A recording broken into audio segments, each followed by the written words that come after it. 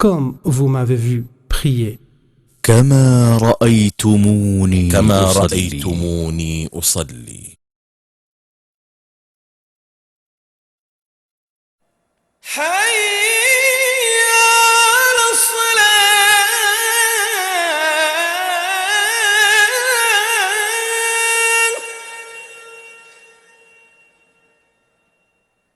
حي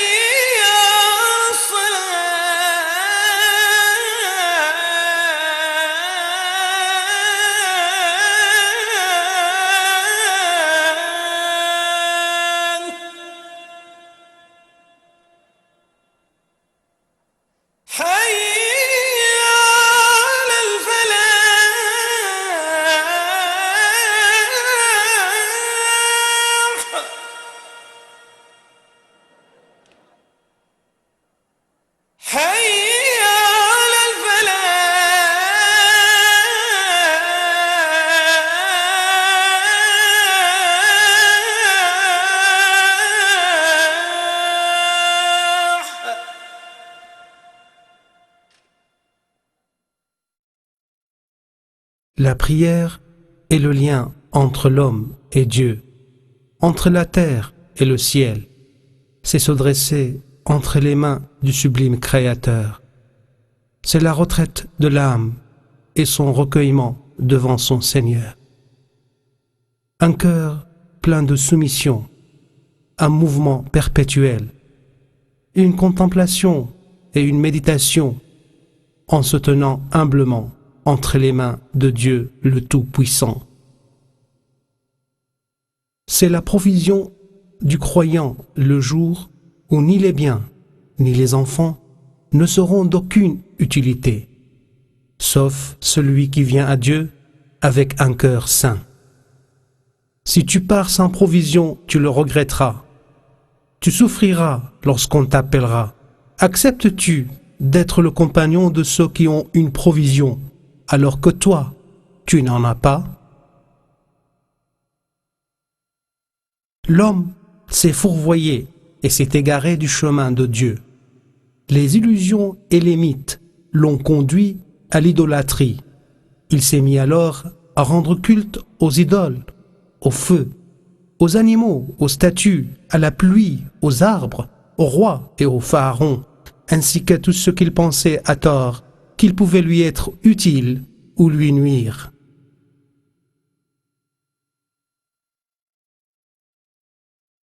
قل أتعبدون من دون الله ما لا يملك لكم ضرا ولا نفعا والله هو السميع العليم قل يا أهل الكتاب لا تغلوا في دينكم غير الحق ولا تتبعوا أهواء قوم قد ضلوا من قبل وأضلوا كثيرا وضلوا عن سواء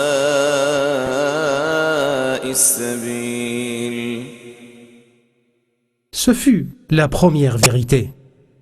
فلما جن عليه الليل رأى كوكبا قال هذا ربي فلما أفل قال لا أحب الآفلين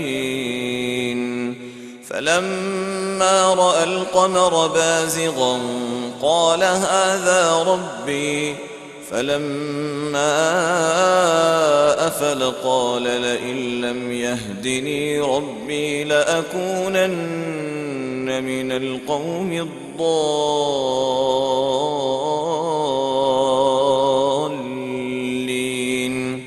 فلما رأى الشمس بازغة قال هذا ربي هذا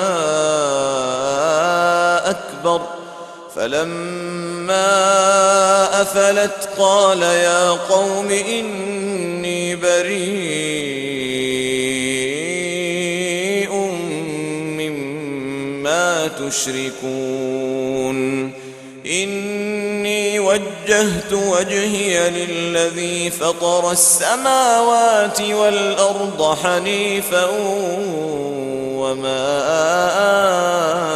أنا من المشركين. Ce fut la deuxième vérité.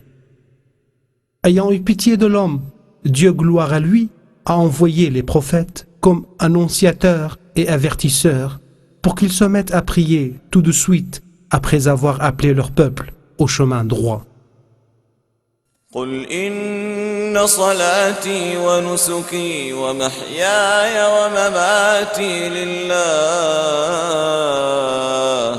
لله رب العالمين. Il a commencé par la prière et a guidé et orienté l'humanité. À qui adresse-t-on ces prières? À Dieu, Seigneur de l'univers. Ce fut la troisième vérité.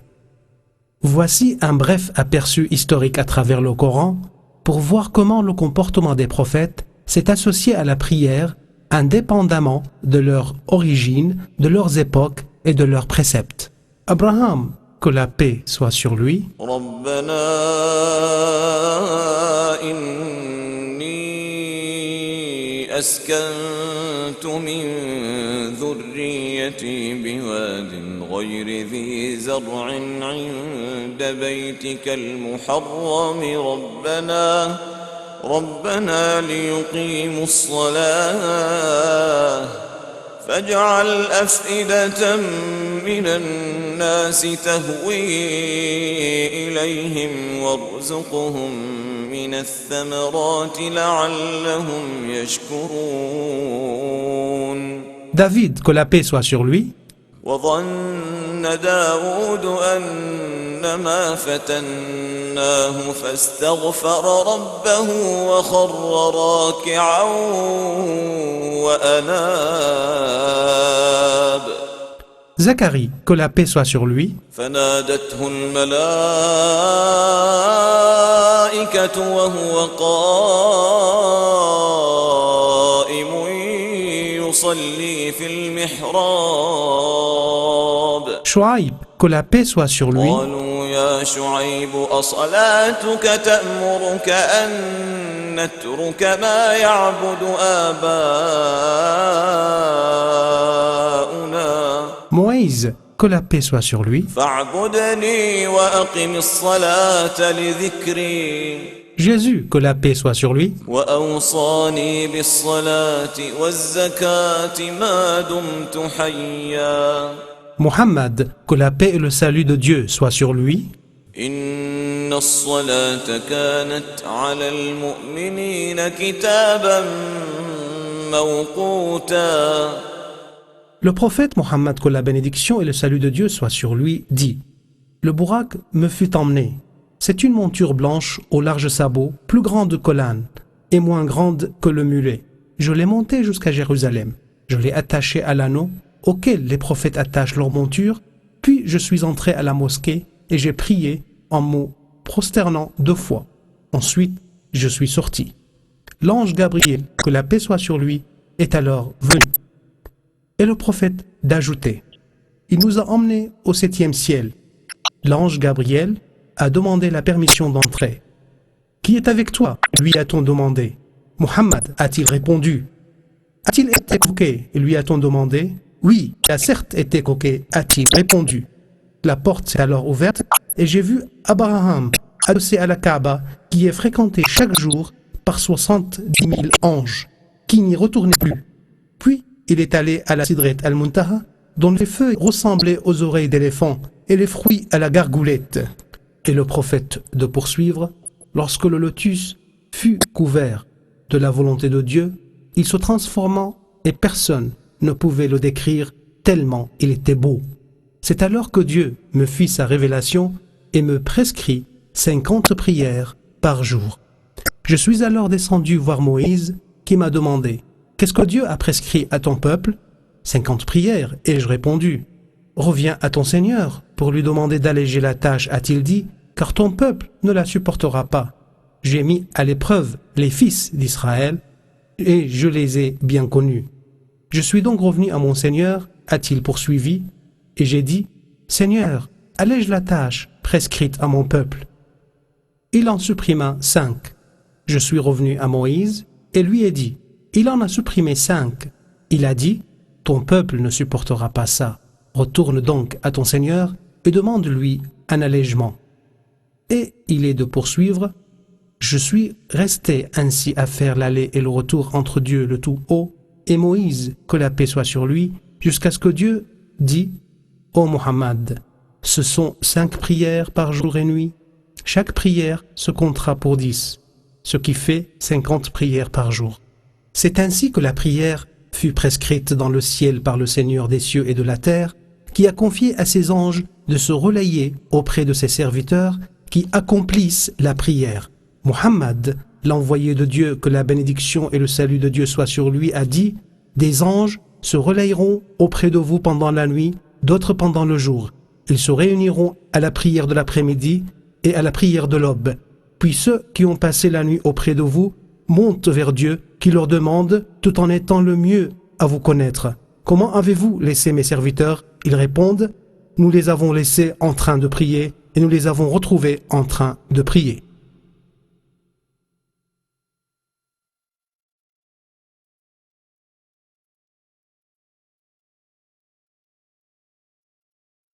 La prière. Elle a été citée des dizaines de fois dans le Coran et y est prescrite avec insistance. Un groupe de gens du feu ont péri pour avoir abandonné la prière. ما سلككم في سقر قالوا لم نك من المصلين. L'envoyé de Dieu, Muhammad, que la bénédiction et le salut de Dieu soient sur lui, a dit, si vous êtes en état d'impureté, Dieu n'accepte vos prières que si vous faites vos ablutions. Dieu a ordonné de se préparer à la prière par la purification en nettoyant la malpropreté et en éliminant l'excrément. Cela nécessite parfois de la part du musulman d'aller aux toilettes. Pour ce faire, quelques règles sont à observer par le musulman. Entrer du pied gauche et dire Bismillah, Allahumma inni a'udhu bika min al-khubuthi wal-khaba'ith. Sortir du pied droit et dire Ghufranak. Tâchez d'être à l'abri des regards en satisfaisant un besoin. Ne pas avoir sur soi des choses sur lesquelles le nom de Dieu est mentionné. Faire de son mieux pour ne pas satisfaire un besoin en s'orientant vers ou en tournant le dos à la Qibla. Ne pas parler en satisfaisant un besoin, sauf en cas de nécessité.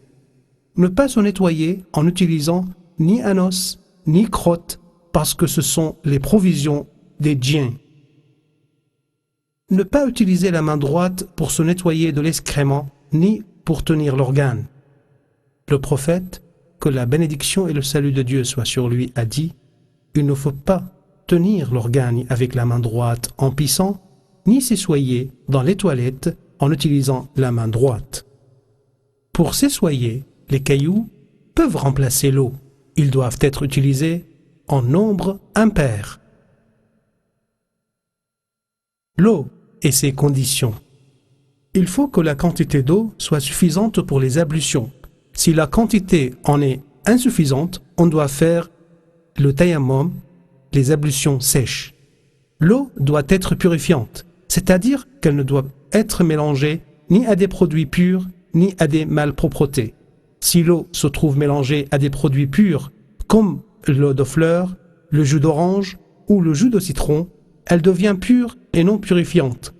De même, si elle se mélange avec de l'excrément, comme l'urine ou autre, elle devient souillée. Dans les deux cas, l'eau n'est pas bonne pour les ablutions. Cependant, si l'eau change de qualité en raison de l'environnement, rien n'empêche de l'utiliser pour se purifier.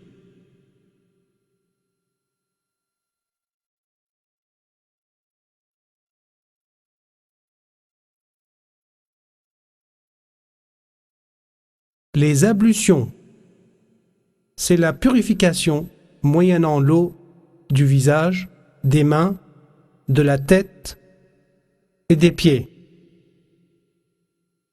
يا يا أيها الذين آمنوا إذا قمتم إلى الصلاة فاغسلوا وجوهكم وأيديكم إلى المرافق وامسحوا برؤوسكم وأرجلكم إلى الكعبين. Certains préceptes et conditions élémentaires sont à observer dans les ablutions. Si l'un d'entre eux manque, les ablutions ne seront plus valables ni légitimées. Isbar, ou rinçage des membres avec abondance. Le isbar ne signifie pas l'usage inutilement excessif de l'eau dans les ablutions. إنه لا يحب المسرفين. Tâche, mon frère musulman, de ne pas gaspiller l'eau. D'après Anas bin Malik, que Dieu soit satisfait de lui, le prophète, que la bénédiction et le salut de Dieu soient sur lui, utilisait pour se laver un sa' et pour les ablutions un mad.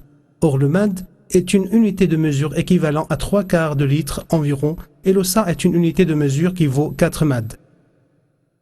Mon frère le musulman, sache que l'intention est une condition sine qua non dans toutes les pratiques cultuelles pour la recherche de l'agrément de Dieu et la soumission à son pouvoir. Le siège de l'intention est le cœur et non la langue. Le prophète Mohammed, que la bénédiction et le salut de Dieu soient sur lui, dit « Si je ne craignais que ce ne soit pénible pour ma communauté, j'aurais astreint à ses membres de se curer les dents avec un nettoyant à chaque ablution. » Mon frère le musulman commence par le lavage des mains jusqu'au poignet avant les ablutions, c'est une sunna. Au réveil, il est recommandé de se laver les mains 3 fois jusqu'au poignet.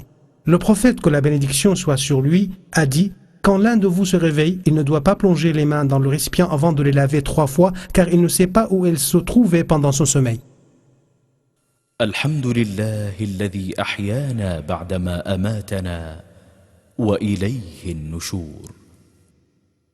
Le prophète, que la bénédiction et le salut de Dieu soient sur lui, a dit « Quand tu fais tes ablutions, rince-toi la bouche. » Et il a dit « Quiconque fait les ablutions doit se nettoyer le nez. » Il a dit aussi « Aspire l'eau par le nez, puis renifle. » Il est obligatoire de se laver les mains une fois. Le faire davantage relève de la sunna. Sache que le visage s'étend de la racine des cheveux jusqu'au bout du menton. Si la personne a une barbe touffue, il suffit de la laver de surface. Pas besoin de passer l'eau à travers les poils. Mais il n'y a pas de mal à le faire. Si la barbe est cependant peu touffue, il convient de la nettoyer de l'intérieur pour que l'eau touche la peau apparente. Le lavage des mains et des bras jusqu'au coude. Le coude se situe entre l'humérus et l'avant-bras. Le prophète, que la bénédiction et le salut de Dieu soient sur lui, dit « Si tu fais les ablutions, fais pénétrer l'eau entre les doigts de la main et du pied. » Il est de la tradition du prophète de permettre d'essuyer le plâtre en mouillant d'eau les mains et en essuyant une seule fois tout le plâtre.